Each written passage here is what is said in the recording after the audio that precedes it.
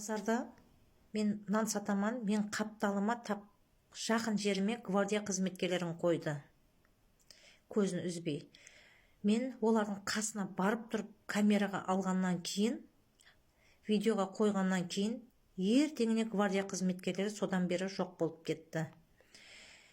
Орган қызметкерлері, ал мен сілерден прокуратураға наглый хақиқатты айтып тұрғанымда күллі халыққа гвардия қызметкерлерінен қорқаман ба мен?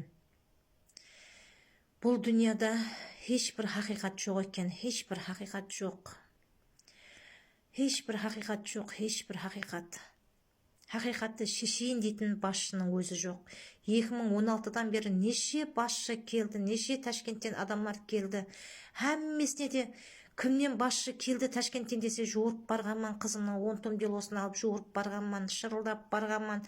Прокуратура неге барып тұрып, мыналар айыпкер, Жұбаныш айыпкер, мына Аппаз айыпкер, мына Дүйсенбаев айыпкер, мына Дәуран айыпкер, мына Расул айыпкер, мына Елмұратов Дәулет айыпкер деп әммесін айтқанда, Қайыпбергенов айыпкер деп, бұлардың бәрі прокуратурада істейді мен айтқан адамларым. Солардың бәрін айтқанымда басшылар яқшы деп сен тыңлайды. Мен бейшара ақ көкірегім менен әмме хақиқатты айтып жылайман, сықлайман, ішіме сыймайды, дәртімді айтаман. Маған хақиқатты шешіп берің, ілтимас, хақиқатты шешіп берің деп айтаман. Бірақ яқшы дейді, бірақ яқшының ізі жоқ. Әмме баслықларға дуа кеткен екен, хақиқатты шешпейді екен, бұлар хақиқатты шешпейді. 2016-дан бері не үшін 16 жасар қызымның делосын шешпейді бұлар?